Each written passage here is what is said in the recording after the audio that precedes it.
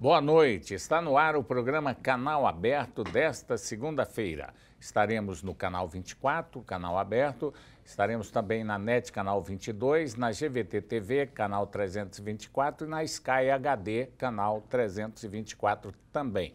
Nós vamos falar sobre política, debate aqui no nosso programa. Hoje vamos esclarecer muitas dúvidas com relação às eleições, às novas leis, o que vai acontecer, o que pode acontecer na política com a reforma política. Para isso, nós convidamos o doutor Dalmi de Faria, que vai participar do nosso programa. Comigo aqui na bancada também é o Ulisses Aécio, editor do Diário da Manhã.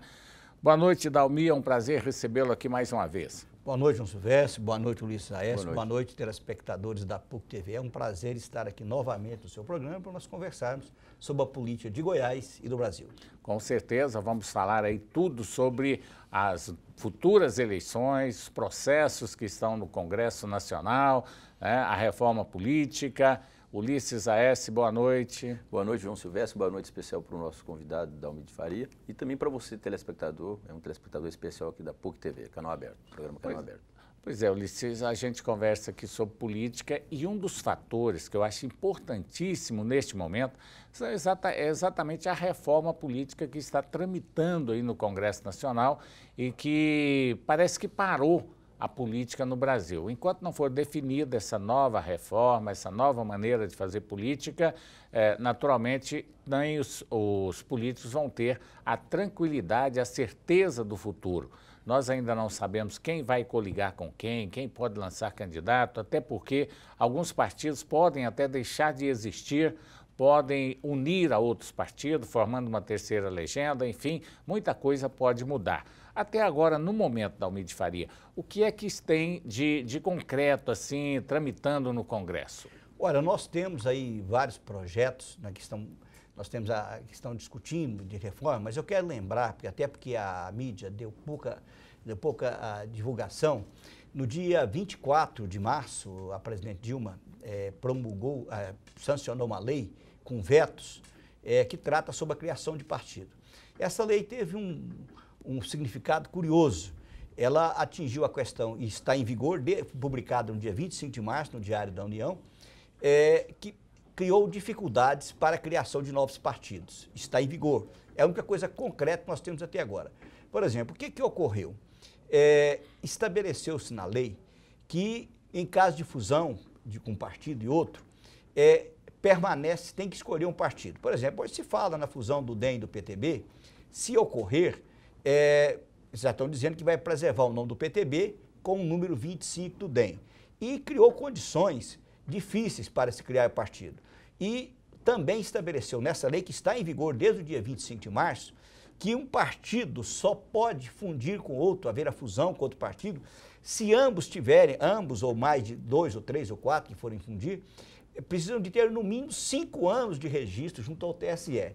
Então esse projeto de lei que foi aprovado, pelo Congresso, tinha um objetivo claro, que era... Já foi sancionado. Já foi sancionado pela presidente Dilma, existe apenas 2 vetos que ainda podem ser discutidos, e estabeleceu um fato curioso, além dos 5 anos para a fusão, foi uma direção, Ulisses, contra aquela ação do PSD e do Gilberto Kassab, de recriar o PL e criar a fusão. Eu ia fazer, inclusive, essa pergunta para o senhor. E estabeleceu um fato, Ulisses, curioso também.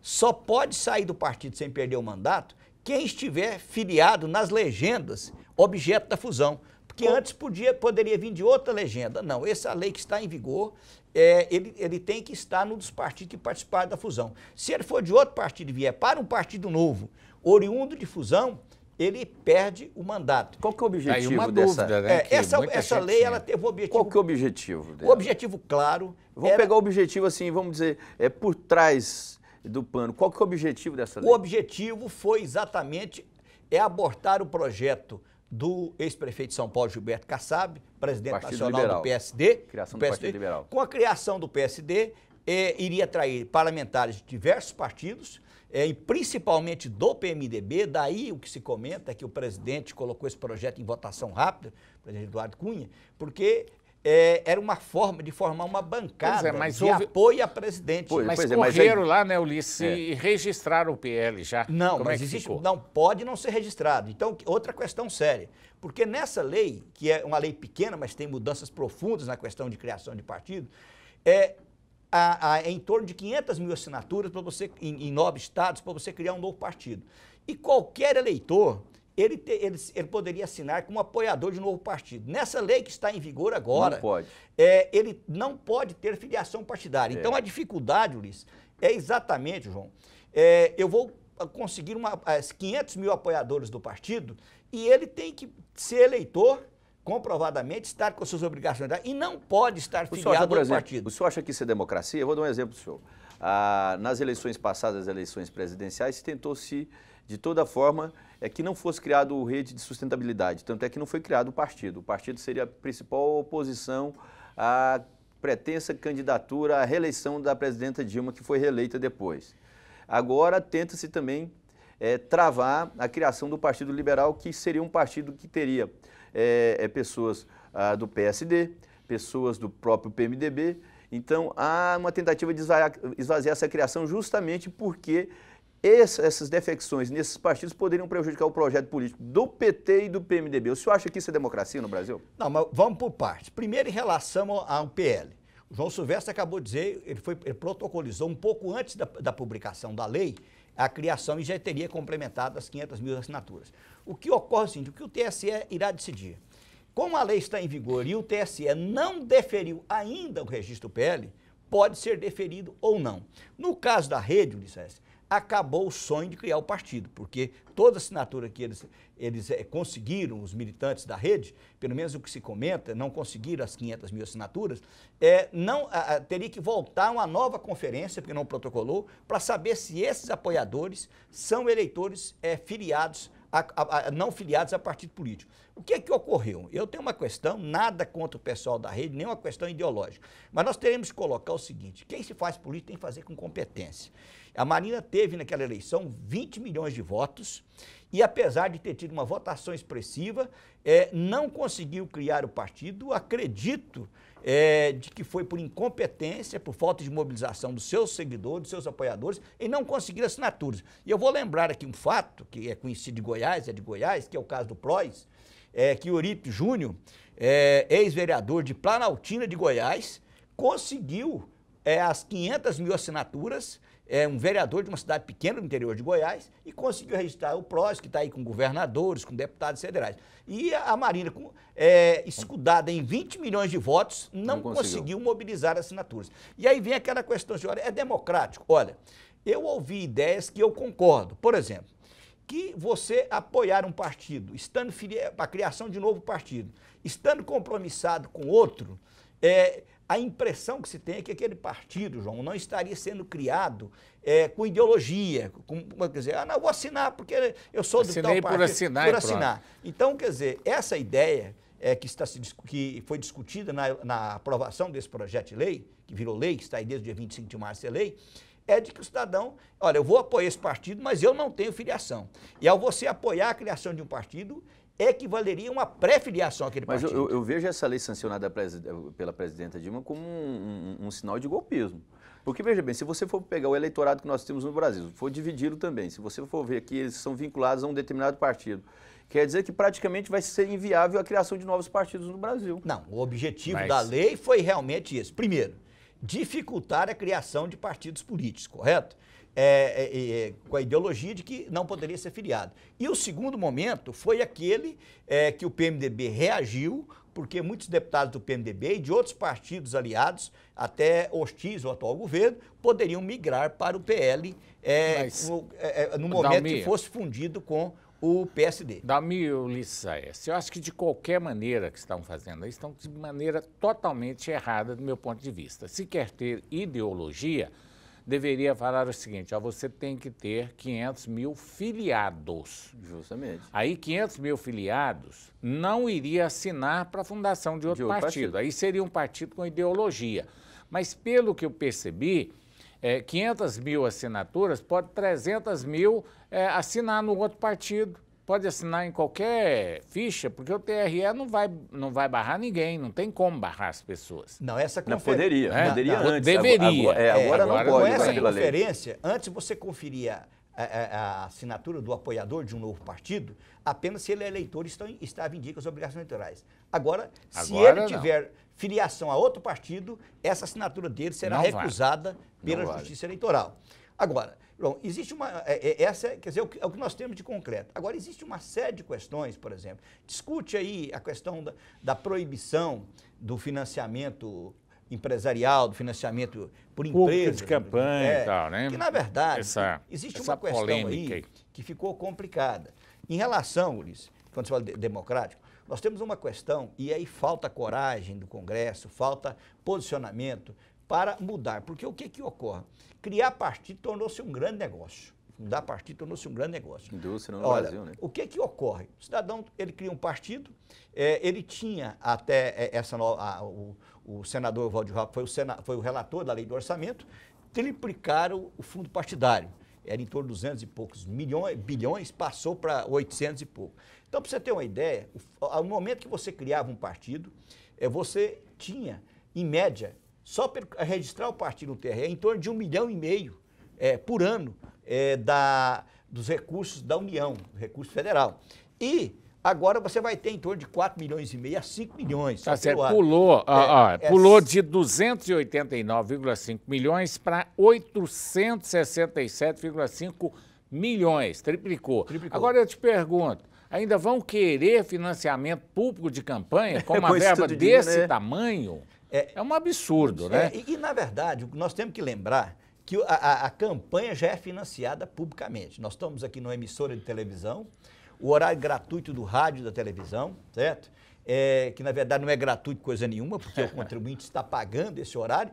E o que ocorre? E usa esse horário, infelizmente, não é, no meu entendimento, não é apenas para as campanhas eleitorais, usa para divulgar programa de partidos, sem a menor representatividade, não se mostrou a que vê ainda, e utiliza o horário nobre, né, do rádio e da TV. Né? E além do fundo partidário, eu comentava com o Ulisses Aécio nos bastidores, de iniciar o programa, que a situação do fundo partidário, estão dizendo que o TSE, João e Ulisses, não tem condições de analisar as prestações de conta dos partidos. Vamos fazer o seguinte, nós vamos para o intervalo e vamos voltar sobre esse fundo partidário e financiamento de campanha daqui a pouquinho, depois do intervalo comercial. Estamos de volta com o programa Canal Aberto, estamos discutindo sobre as novas leis eleitorais, né, o que vai acontecer, as mudanças nessa legislação eleitoral que deve acontecer até o mês de outubro, né, Dalmi? Até o mês de outubro, porque senão ela não terá validade para as eleições de 2016. Né? Eu não sei no calendário que dia que será o primeiro domingo. 5 dias outubro, a mais, né? Ou a menos. Então, né? No final de setembro, início de outubro, antes do primeiro domingo de outubro, toda a legislação para ser aplicada às próximas eleições do ano que vem, as eleições municipais de prefeitos e vereadores, terá que ser aprovada antes do primeiro domingo de outubro, quando será realizado o primeiro turno das eleições. Agora, você acha que dá para passar até lá essa lei, principalmente essa que nós falamos de financiamento público de campanha, acabar com o financiamento das empresas privadas? Parece que o PT não quer o financiamento das empresas privadas, né, das empresas para a política, mas o governo, a maioria parece que querem continuar com essa situação, ou seja, recebendo dinheiro das empreiteiras, dos frigoríficos, enfim, de todas as empresas. Você acha que dá para fazer essas votações todas que estão lá no Congresso até um ano antes das eleições, até outubro, começo de outubro? Na verdade, eu não acredito, por isso que eu fiz questão de citar essa legislação que está em vigor sobre a questão de fusão partidária, de criação de novos partidos. A questão do fundo partidário, que foi aprovado no orçamento da União, não tem jeito nem de contingenciar, ou seja, de mudar essa dotação orçamentária, já está aprovado. Agora, financiamento público de campanha.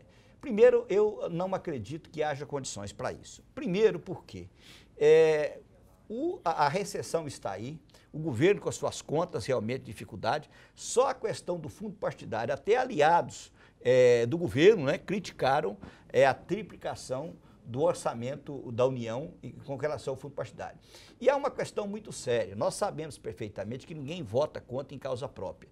Então, os parlamentares que estão no Congresso, grande parte deles depender de financiamento empresarial, de financiamento de empresas públicas, porque só com financiamento de pessoas físicas, não é? O cidadão não teria como angariar recursos para isso. E então, dificilmente, não há clima no país hoje, certo? Para poder. Hoje nós estamos aí há 5 meses das eleições, né? Do prazo, 5 meses do prazo de um ano das eleições, né? Mais ou menos. Né? Então é praticamente impossível. O senhor acha, por exemplo, que essa reforma política, essa nova legislação eleitoral aí, ela vai fazer algo como sempre fez até agora? Fez. Eu acredito que algumas não passará. Coisinhas vão passar e outras não. Vamos colocar o que ocorre. O PT, dada a própria crise que está vivendo aí, com os escândalos que tem acontecido, Lava Jato e outros, aprovaram uma resolução no Diretório Nacional do PT, diz que não receberá mais doações de empresas, não é? E é uma resolução. Você acredita nisso? Que também foi eu entendo que foi uma estratégia de marketing, política, dessa situação devido à situação que o partido está vivendo. Eu não quero devido à Petrobras, falar mais claro. Agora, existe uma questão, eu ideologicamente até sou contra as doações de empresas. O que ocorre? A questão maior é a questão da transparência, a questão da fiscalização, correto? Então, uma doação com transparência, dentro da legalidade, doações lícitas, mesmo seja de empresas que haja fiscalização, não tem problema. Agora, o que está ocorrendo? Nós falamos agora do fundo partidário. Hoje eu vi os jornais, onde o próprio Ministério Público dizendo que o TSE não tem condições de julgar, não tem textos suficientes as prestações de conta dos partidos. Então, com 5 anos prescreve. Nós temos partidos aí que, se tivesse apresentado prestação de conta, segundo a imprensa, seriam multados em mais de 3 milhões, porque não deu conta de prestar conta do que arrecadou e, principalmente, João Ulisses, do fundo partidário, que é dinheiro público que o partido recebeu e não consegue prestar conta, não é? Deixa prescrever. Os maiores partidos nossos hoje do Brasil estão com problema de prestação de conta do TSE. Então, é muito difícil. Agora, o que é que ocorre? O que é condenável e que está aí hoje a sociedade com amplo conhecimento? É a forma que essas doações de empresas chegaram aos partidos. Né? Movimento de contratos superfaturados, movimento de corrupção. E outra pergunta, o senhor acha, por exemplo, que esse fim também da doação pública, o senhor acha, esse financiamento aí, o senhor acha que vai acabar com a corrupção no Brasil? Isso? Também não, porque o que ocorre? Se não houver a fiscalização, o caixa 2 das campanhas continuará ocorrendo. Eles aumentará mais. Por quê? Porque se não vem a doação de uma forma das empresas, vem do empresário, vem de outra forma, certo? Então o problema é fiscalização e transparência para que nós possamos ter realmente um mandato, ter administração pública sem corrupção. Porque o que ocorre? Aquilo que a gente já debatia aqui no programa, nos outros programas, nós dizíamos o seguinte, que já veio dinheiro na cueca, dinheiro na meia, vai vir dinheiro de qualquer jeito, na calcinha e outros lugares mais. Porque o detalhe que eu acho é uma questão cultural. Não adianta você colocar leis. Eu tenho falado aqui, Ulisses também, nós do programa Canal Aberto, que o grande problema do país não são as leis, são a falta de fiscalização, falta de punição, porque existem muitas leis. Tudo que eles estão querendo colocar no papel, agora, já existe, Dalmir. Nós temos uma legislação. Então, já existe a legislação. Desafio, Ulisses e João, o grande desafio é baratear o custo das campanhas eleitorais. Esse é o grande desafio. O que fizeram no passado? Tiraram os shows artísticos, né? Que barateou muito. Tiraram os shows artísticos, brindes de campanha. Mas o que ocorre? Nós sabemos perfeitamente que o custo da campanha é muito grande. As pseudo-lideranças, quer dizer, não é o cidadão comum que recebe um salário. Essa liderança, eu acho que é o maior custo hoje dentro das eleições. O maior custo de campanha. O cidadão vende o apoio, não é nem dele. Ele vende o apoio do eleitorado que ele tem, entre aspas, um certo controle, um certo contato, né? Então, regimentar lideranças políticas para uma campanha, seja de deputado estadual, de prefeito, de governador, vereador, então é um custo muito grande. E esse, João, é um custo invisível, Ulisses, um custo de caixa 2, porque ele não é contabilizado. Não se admite quanto que uma liderança está recebendo para apoiar. O senhor, advogado eleitoral, conhece muito bem essa legislação nossa e conhece também esse arcabouço desse projeto que eles estão tentando empurrar há trocentos anos, acho, pelo que eu conheço, há cerca de 20 anos, e não consegue aprová-la.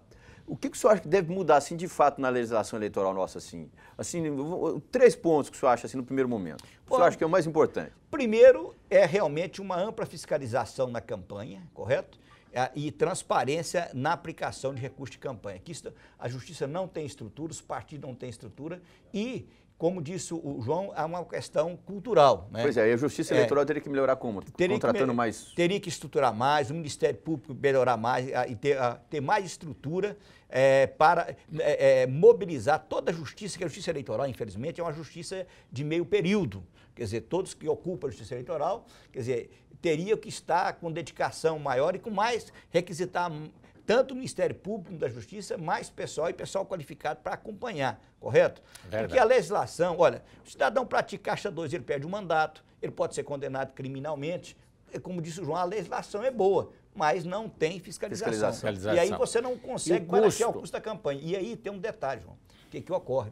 As pessoas honestas e de bem vão se afastando da política, porque torna-se um jogo tão complicado que um cidadão honesto, bem intencionado, ele entra numa campanha eleitoral, ele sai dessa campanha cheio de processos, certo? E sai extremamente vulnerável, o seu patrimônio pessoal, a sua honra, tudo. Eu já conversei com esse prefeito, ele disse, olha, eu fiquei na prefeitura 5 anos, fui embora e levei comigo um monte de processos para casa, entendeu? Geralmente sempre leva. Porque leva. Agora, eu ainda acho, Dalmir, você que é um especialista da área, eu acho que o grande fator de despesa nesse país chama-se coligações. Tem que acabar com as coligações proporcionais, tem que acabar com esses partidinhos pequenos que alugam a legenda para ganhar tempo de televisão para os grandes, pagam uma fortuna pelas legendas, tem que financiar candidatos das outras legendas e com essa desculpa acaba colocando muito dinheiro. Lá no interior, hoje nós temos 30 partidos aí na maioria das cidades em funcionamento, você tem que bancar pelo menos 30, 40 candidatos a vereadores de legendas para ele não ir para o lado do adversário, porque ele pode escolher quem dá mais. Eu sou presidente de um partido qualquer lá do interior. Aí, na época da eleição, eu fico tranquilo lá com 8 bons candidatos a vereador, os 8 bons candidatos, esperando a melhor proposta para ver para que lado que eu vou. Então, chega o candidato da oposição, por exemplo, não tem dinheiro. Ele é um cara fraco, tem poucos recursos para disputa, ele não dá conta de me contratar com a minha equipe. Aí o outro que tem dinheiro vai lá e bota uma boa grana, 50 mil para cada candidato a vereador, mais 150 mil para isso, tal, gasta 700, 800 mil reais para captar um partido. Isso ocorre em várias cidades do Brasil. E isso ninguém fica sabendo. O Dalmir fica sabendo, eu fico sabendo, você fica...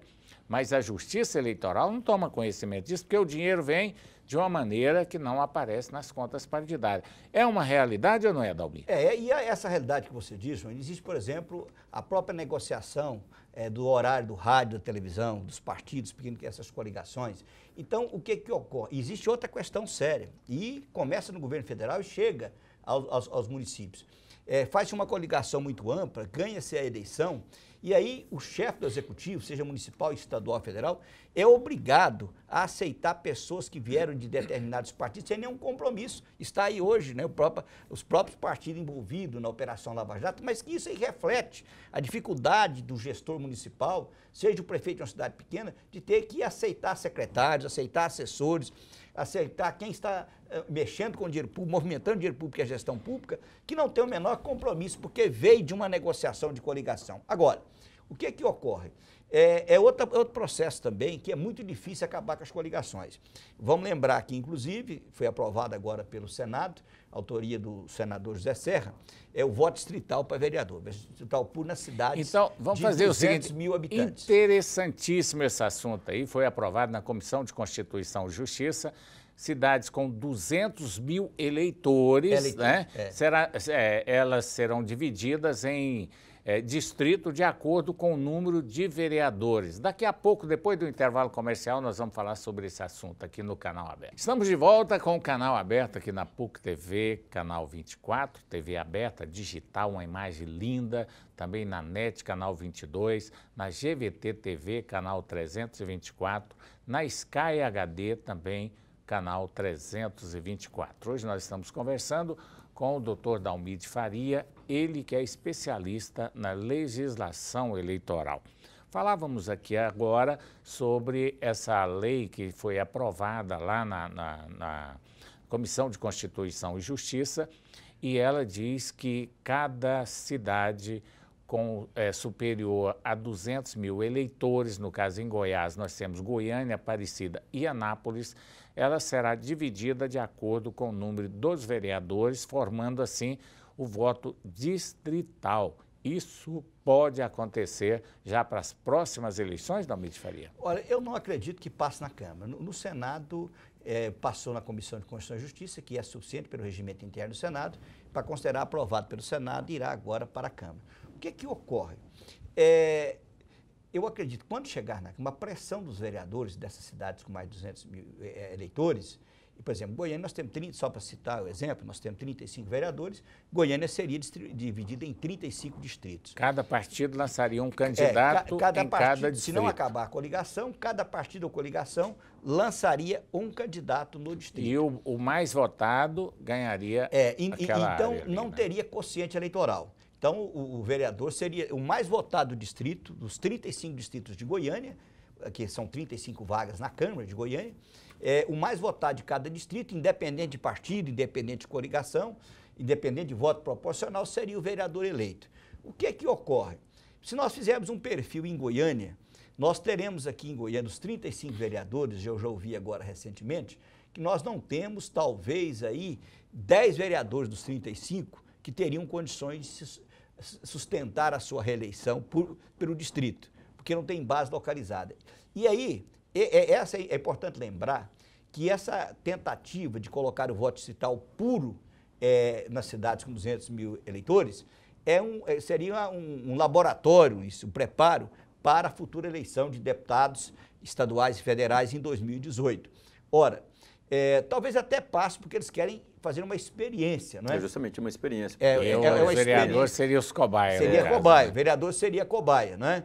Por exemplo, se isso aqui em Goiânia, a gente conhece bem a realidade de Goiânia, a maioria não teria condições. O vereador que tem um voto segmentado, que representa uma categoria, representa um segmento da eleição, ele não seria eleito. E se for parte... Mas o que eu quero interromper o senhor está preocupado com a eleição do vereador. Eu não quero saber a eleição do vereador, não. Eu quero que o senhor fale se isso é positivo ou não, no ponto de vista do senhor, que é um advogado experiente. Olha, é positivo. Se o senhor acha que, por exemplo, isso pode melhorar a representatividade, a democracia, pode eliminar, inclusive, um pouco também as influências aí negativas da corrupção, da compra do voto, ou seja, aqueles grupos que se trabalham. Eu queria que o senhor colocasse isso para o telespectador, para ele ter uma noção disso. Eu entendo, eu sou defensor do voto distrital, mas eu não gosto da ideia do voto distrital puro.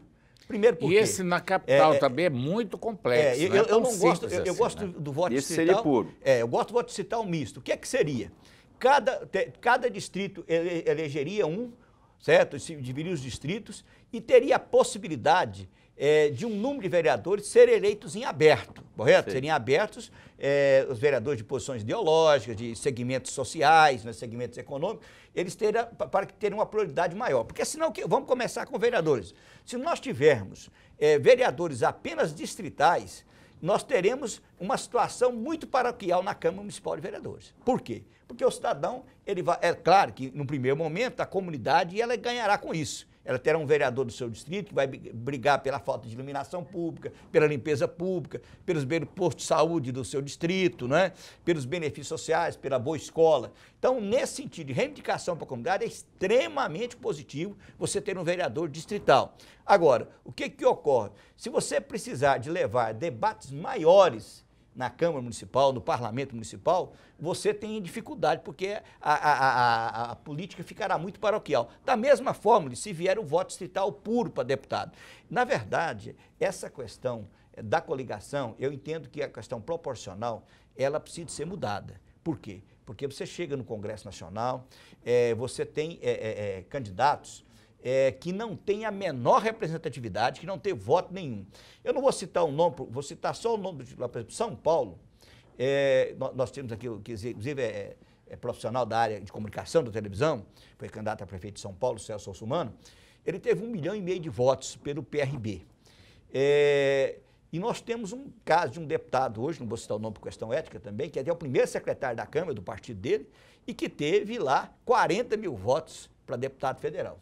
Quer dizer, muito 40 mil votos não elege, dele, né? Não elege em Goiás, nem estados menores, certo? Para deputado federal, não há como. Mas, escorado em 1,5 milhão de votos, Celso Russomano, cidadão com 40 mil votos, virou deputado. E vou mais aqui, nós temos aqui na Assembleia Legislativa, deputados que tiveram 20 e tantos mil votos, 30 mil votos que perderam a eleição, e temos vereador, e não vou dizer o nome, é público aqui, e nós temos o vereador de senador Canedo que veio e foi eleito com 8 mil votos. Mas o detalhe, o grande detalhe que eu acho é a coligação, não é só esse o fator, esse é um dos fatores, mas o pior é o encarecimento da campanha, que é esse fator que eu te disse, que é a compra de partidos, as coligações feitas ali só para ganhar o tempo eleitoral, que acaba encarecendo essa situação. Porque se não tivesse, Ulisses, a corrupção, vamos dizer assim, a compra de partido, a compra de legenda, aí tudo bem, todo mundo concordou, então o que ficou com 25 mil votos não foi eleito, ele já sabia que poderia acontecer isso, né? Agora, o problema maior é o problema financeiro, é o problema da corrupção, é o problema do dinheiro que o candidato a prefeito tem que fazer. Eu já fui sondado para ser candidato na minha cidade. Aí, quando eu vou fazer essas contas, aí eu desisto, eu nunca vou entrar numa política de uma maneira como essa. Se fosse o contrário... Fecha, né? Se fosse o contrário, você entraria. Eu até poderia entrar, mas numa situação de coligações, uma eleição que você gasta 3 milhões de reais para ganhar 10 mil por mês, o que você vai fazer lá na prefeitura? Gastar 3 milhões e ir para lá, né? Essa matemática João, comigo não mas funciona. Mas essa matemática aqui, você tem essa experiência também, você poderia falar, e o professor Dalmir também. As campanhas são caras assim mesmo ou fazem elas serem caras? Para o retorno entrar para os partidos, para as lideranças do partido, ou seja, vamos dizer aqui, a chamada corrupção partidária? Não tem como. Eu disse há pouco no bloco anterior, de que o maior desafio é baratear o custo das campanhas eleitorais. E que nesse sistema cultural que nós temos e político, não tem como. Nós acabaram com o showmício, com uma série de questões, e não teve jeito. Por quê? Hoje só se elege a qualquer mandato, sem muito custo na campanha, chamadas celebridades. Sejam celebridades do meio artístico, celebridades públicas, do esporte, certo?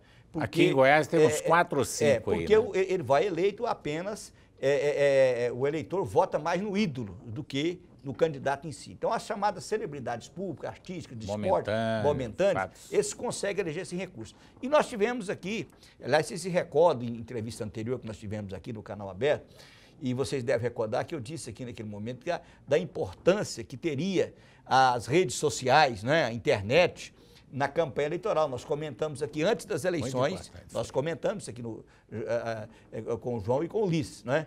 E nós tivemos aqui a repercussão, nós tivemos um deputado aí, federal, que teve 270 mil votos, correto? Quer dizer, tudo com base nas redes sociais. Correto? Não tinha base eleitoral, não tinha, não era uma celebridade também, mas foi um fenômeno. Eu não acredito, não, eu vou discordar do senhor, não concordo, não. Porque o delegado Valdir, que foi eleito com mais de 270 mil votos, ele sempre ocupou o espaço dos jornais, da imprensa, aquela coisa, ou seja, a rede social, no meu ponto de vista dele, não foi definidora, não foi aquela, vamos dizer assim, que foi a que causou a eleição mas não dele. foi ajudou muito pouco. Principal. No caso dele, até porque eu acho que o delegado Valdir, ele sempre foi uma celebridade, então você pode pegar pelos arquivos das televisões, dos jornais, sempre ocupou grande espaço, páginas inteiras, aquela coisa toda. O caso dele eu acho que não é o correto. Não, pode não ter sido 100% Tivemos também o caso do Manuel de Oliveira também. O Mané já trabalhou também com a televisão. Pode não ter sido. Foi muito pode não ter sido, quer dizer, ele sempre ocupou a imprensa com entrevistas polêmicas, né, dentro da atividade policial. Mas o que eu quero colocar é que só isso não geraria e seria uma parte de ser conhecido. Por exemplo, eu vi nos jornais, não sei se é a declaração dele na época, que ele teria 350 mil seguidores na internet. 350 mil. E teve 270 mil votos. Então, há um parâmetro de seguidores. E também, pelas informações que a gente teve, eu acompanhei praticamente quase todas as prestações de conta no TRE, a campanha dele foi muito barata. Gastou muito pouco, despendeu muito pouco. Na verdade, ele foi um fenômeno, né? Ele foi um fenômeno. Aí tem vários fatores. Vários fatores contribuíram. Eu vou te falar um negócio aqui que muita gente pode até achar que eu estou... O momento das eleições favoreceu muito ao perfil do delegado Valdir, ao perfil do Manuel de Oliveira, da delegada Adriana Costa, porque nós vivemos um período de muita violência. Justamente. E o discurso deles veio de encontro com o anseio da sociedade naquele momento. Nós tivemos o caso daquele serial killer, a população estava com medo de andar nas ruas. Então, foi ali um momento muito oportuno para esse pessoal que era da segurança pública e que souberam, não vamos tirar os méritos, souberam colocar as suas propostas de acordo com o anseio da população naquele momento. Porque nós tivemos a dona Iris, que poderia ter utilizado, ela tentou, não conseguiu colocar o discurso, né? Ela criticou muito o governo Marconi, mas ela não conseguiu sensibilizar ou mostrar que estava realmente empenhada. E outra, ela foi a deputada federal mais bem votada na eleição anterior, dela, não conseguiu. Seja, era uma das mais, vamos dizer assim, artífices nas redes sociais, participantes, ela estava atuante nas redes sociais, principalmente no Twitter, Facebook, e não conseguiu se eleger. Ela não conseguiu emplacar as ideias dela. Vamos colocar, por exemplo, o que ocorre? A segurança, que é uma angústia de todo cidadão no Brasil inteiro, no mercado de Goiás. Brasil inteiro. Então, evidentemente, essa bancada da segurança que veio, ela veio com um discurso que agradou a sociedade e o próprio anseio da insegurança da população. No Congresso já se fala lá que tem uma bancada da bala, vocês viram até a apelidade de bancada da bala, que é o pessoal que é egresso, são lideranças egressos da segurança pública, que venderam e que levaram essa imagem muito bem, com competência, na defesa e na melhoria da segurança pública, que é uma angústia de toda a população. Hoje não tem prioridade mais nos telejornais. Se abre qualquer telejornal, é assassinato todo dia. Mas eu quero te fazer uma pergunta aqui. Quero fazer uma pergunta política. Nosso programa está saindo muito para a segurança pública aí, já está tudo bem, foram eleitos, mas eu quero saber de você o seguinte. Lúcia Vânia está saindo do PSDB e indo para o PSB. Não precisa ter nenhuma inteligência, nenhum conhecimento político para saber que isso aí é uma negociação, né? Não existe motivo para a Lúcia Vânia sair do PSDB, do ponto de vista jurídico, e ir para o PSB. Ela está tentando fazer uma negociação porque o PSB é mais vantajoso para ela do que o PSDB. Eu penso assim, não sei se o Ulisses concorda. Você concorda assim? Eu quero te ouvir também. Agora, existe motivo. Eu acho que há uma jogada aí por parte do próprio governador para ampliar a base partidária dele e trabalhar, vamos dizer assim, domínio de pessoas que ele tem uma certa influência, exerce uma certa influência em outros partidos. Você pega, por exemplo, vamos dar um exemplo aqui para você. Marcos Abrão, está em qual partido? PPS. PPS, o Marcos Abrão trabalhou com o governador quantos anos, ou seja, na GEAB, ou seja, foi uma das principais lideranças deles em relação a essa área de habitação aí. PPS. Sobrinho da senadora. Sobrinho da senadora Lúcia Vânia. Ou seja, está lá. Então, veja bem, a Lúcia Vânia, a tentativa é essa, de fazer com que ela vá para o PSB e seja candidata. Eu ouvi falar hoje que ela pode ser a candidata a prefeita pelo PSB, mas existe uma liderança forte dentro do partido que seria Vanderlan. Será que também o governador não estaria trabalhando para que o Vanderlan fosse candidato ao governo nas eleições? Pegar para o lado do governo. Justamente. Então, veja bem, é um tricô do governador, por quê? Porque a pretensão dele é nacional e ele não tem força nenhuma nacional Ulisses, hoje. Mas eu quero ouvir o Dalmi sobre essa mudança da Lúcia Vânia, que ele não falou nada, daqui a pouco, depois do intervalo comercial. Estamos de volta com o programa Canal Aberto aqui na PUC TV, Canal 24, na NET Canal 22, na GVT TV, Canal 324 e na Sky HD, também Canal 324. Estamos conversando com o doutor Dalmi de Faria, ele que é advogado eleitoral. Eu perguntava para o senhor sobre essa saída da Lúcia Vânia do PSDB para o PSD. Como é que o senhor está vendo essa mudança aí? Olha, na verdade, o Ulisses colocou, fazer uma análise política dos fatos, estão muito claros, o que a imprensa tem divulgado e tudo. Na verdade, o que ocorre? O que dá-se a entender que há um entendimento do próprio governador Carlos Cid, primeiro porque a filha é secretária da Fazenda, né? Como disse, o sobrinho eleito deputado federal, era assessor do Marconi, foi cuidou da GEAB e é deputado federal. Agora, existe uma questão também. Além disso, há uma questão de sobrevivência política da própria senadora. Por quê? Porque no quadro que está aí hoje, e que está colocado hoje, a política é dinâmica, amanhã pode mudar tudo, mas no quadro que está hoje, ela teria dificuldades de constar numa reeleição para senadora na chapa do governador. Exatamente. Correto? Ela teria dificuldades sérias. Então, indo para o PSB, ela poderia ser candidata, se comenta a prefeita de Goiás, mas independente, ela transita muito bem no Senado, o que transparece, que gosta muito de ser senadora, gosta muito do mandato de senadora. E é uma boa senadora. Uma boa senadora competente. Então, seria uma sobrevivência política dela também. Porque, na verdade, se o Marconi não conseguir alçar um voo nacional, ele não tem outro caminho a não ser candidato a senador. Tem a questão do Vilmar Rocha, que teve aí 1 milhão de votos, que já declara candidato, não é? Então, é muito difícil. Como é que a base governista hoje teria 3 candidatos a senadores? E existe aquilo também que o Ulisses colocou, que a intenção, por exemplo, de ampliar a base do governo, né? A base da presidente Dilma, com a senadora do porte, né, do nível da Lucevânia. Então, isso é muito importante, abriria mais espaço para recursos para Goiás. E hoje, se você for observar, o próprio PSDB está dividido nessa questão. O governador Marconi Perillo foi o primeiro a sair na frente aqui em Goiás, quando foi naquela solenidade com a presidente Dilma, elogiou a presidente Dilma, defendeu, e os jornais comentaram na época que teria causado mal-estar no PSDB. No entanto, agora, recentemente, vem o ex-presidente Fernando Henrique Cardoso, o senador José Serra, governador de São Paulo, Geraldo Alckmin, posicionam contra a posição do próprio presidente Aécio Neves e do líder do PSDB contra o impeachment da presidente Dilma. É verdade. Então, essa é uma questão que tem que ser avaliada, quer dizer, até em busca de governabilidade para o Estado, porque o Estado de Goiás depende de muito recurso federal. Mas o tempo vai passando, né? Aqui nós não estamos naquele da caderneta de poupança, mas o tempo passa rápido demais aqui. Eu queria a sua opinião também a respeito da fusão do DEM com o PTB. Você acha que vai dar jogo essa decisão?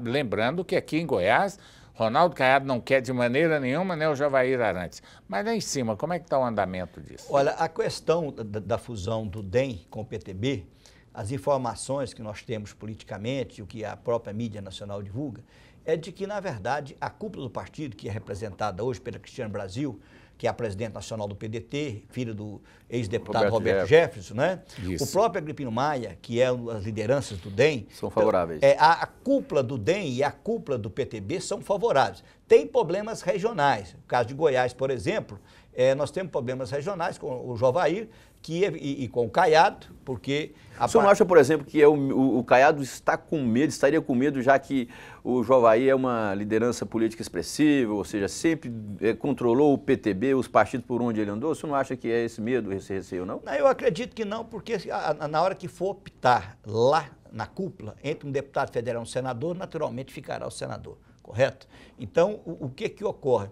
O que teria, poderia, se essa fusão ocorrer, haverá um expurgo natural do Javair do seu grupo do PTB, que deverá procurar outra legenda, já se comentou no PHS. A maioria do grupo já é marconista, né? Então, não tem a situação do Caiado. Agora, o que ocorre? O Caiado seria pior ainda, né? Mas comentou-se que o Caiado poderia filiar no PMDB. Não acredito também, porque essa questão, ficar como Jarbas Vasconcelos, como foi Pedro Simon, não tem condições. Agora, se a cúpula do PTB ficar, houver a fusão e ela ficar adversa da presidente Dilma e do PT, ele não terá nenhum problema, o senador Ronaldo Caiado, em ser o presidente do PTB em Goiás e de assumir até uma candidatura em governador. Mas o PTB sempre foi governista. O PTB sempre foi governista. O Ronaldo Caiado é o contrário. Não, o PTB é da base da Dilma. Pois mas o Ronaldo Caiado não vai de maneira nenhuma. O Ronaldo Caiado não vai, não tem como. Pois é, mas o PTB, a cúpula do PTB quer fundir com o DEM para romper também com a presidente Dilma. Esse é um projeto para romper. Então, porque realmente a cúpula do PTB, representada pela filha Roberto Jefferson, não gosta do PT e não aceita essa aliança. E tem outro detalhe também, vocês devem ter visto a imprensa hoje, que o presidente do PDT, o Carlos Lupe, falou gatos e lagartos hoje do PT, certo? Ou seja, quem seria prejudicado nesse caso aí seria o Jovai Arantes, não o Ronaldo Caiado, pelo contrário, se for pela vontade da cúpula nacional do PTB. E pela cúpula nacional, ele seria... E outra coisa, ele deixaria de ser líder do DEM para ser líder do PTB, como partido adversário do PT e da presidente Dilma, né?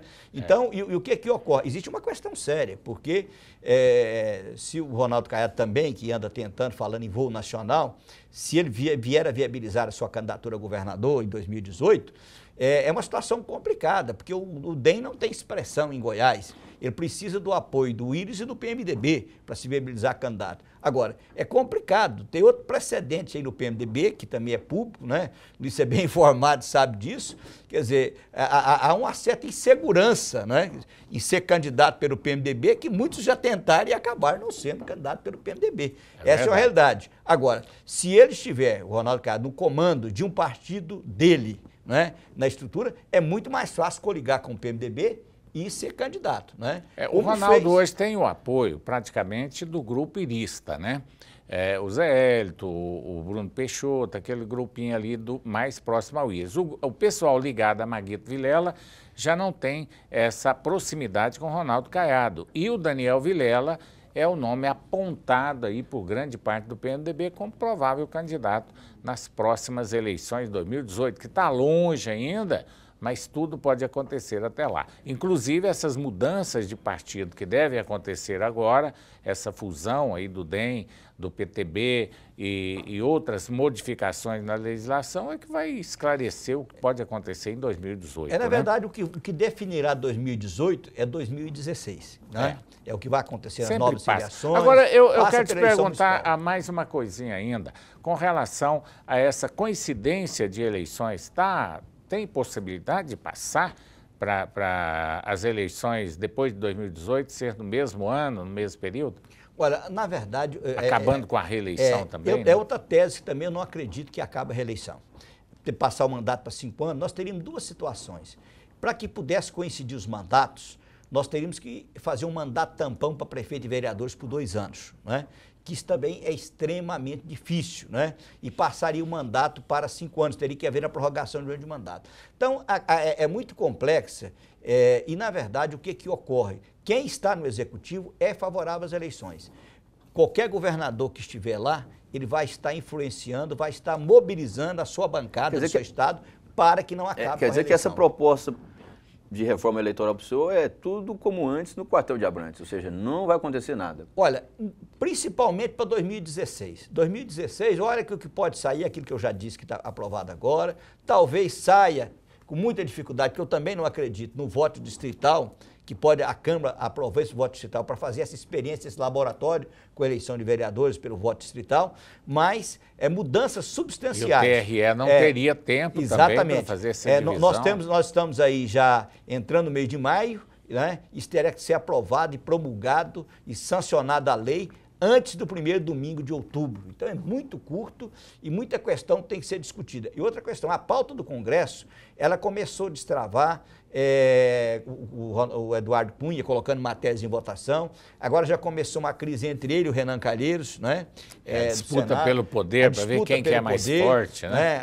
O vice-presidente... Você não acha que aquilo ali é um joguinho do próprio PT para tentar desqualificar Eduardo Cunha, que hoje é o principal opositor da presidenta Dilma, e a presidenta Dilma conseguiu, de certa forma, tornar Renan Calheiros subserviente ao poder dela? Na verdade, existem questões sérias. Por exemplo, o Renan Calheiros, o filho, o Renan Filho, é governador de Alagoas, na mesma situação do Marco Antônio, precisa de dinheiro. Então, precisa de recursos para governar um estado, que o estado de Alagoas é um estado pobre, um estado com N dificuldades, né? Então, evidentemente, ele tem que negociar, mas é aquilo que nós dissemos no interior. Você pode puxar a corda, mas não pode deixar a corda arrebentar. É verdade. Correto? Então, ele precisa viabilizar a administração de Alagoas. Então, o que ocorre? Já o deputado Eduardo Cunha, ele não tem uma vinculação maior assim com o executivo, e a questão que a eleição do Eduardo Cunha foi a revelia do Planalto, né? Quer dizer, na verdade, lançaram o Arinquinaga, lançaram o Júlio Delgado para tentar forçar um segundo turno, né?